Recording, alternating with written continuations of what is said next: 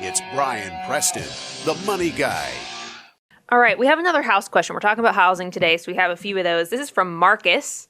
He says, what's the best way to calculate the amount of house you can afford? Assuming I'll get a 30-year mortgage with around 3 to 5% down, should the estimated monthly payment be similar to what I pay for rent? Should it be less? How do I know I'm on the right track? Yeah, now look, I'm going to give you the answer pre-2021.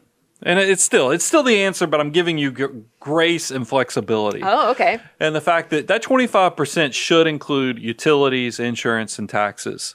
I mean, those are the basics that get you in the house so that you're not surprised. 25% of your gross income. Of your gross That's what your income housing is your expenses should be. your principal, interest, taxes, insurance, and I'd love for you to even include utilities. But I'm also... Look, we're in a weird time, and we've done several shows now on what do you do when you live in a city that is just running from you with the value of housing. I mean, even on the content team here, poor Nate and Daniel, we talk about this all the time, is that they feel like that they're in this situation where the housing market has just gone bananas on them. And I think that's a reality. And a lot of you that live in coastal communities, you're like, man, this 25%, you guys, you have to get off of that. But I'm telling you, there are parts of the country, especially where I'm from in Georgia, that you could totally pull this off. And that's the reason I want you to be focused on keeping the housing costs low, is because the sooner you keep your housing costs and get them under control, the quicker you can focus on wealth building by automatically investing. But coming back to those people that live in high cost of areas, I will give you the grace to understand that utilities and maybe the insurance and those things are going to push you outside of the 25%. But it is not a freedom thing where you're like, wow, that's great that Brian has now lowered his 25% of my gross income needs to go towards investments. No, it puts more pressure on you.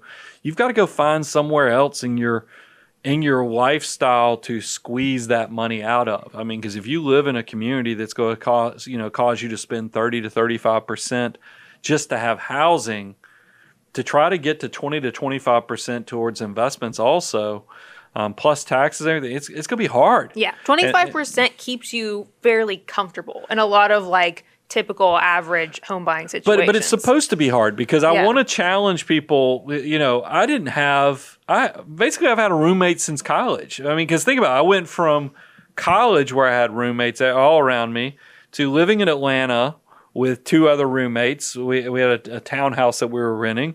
To then I got married. That's a roommate, by the way. So, I mean, I've never lived on my own.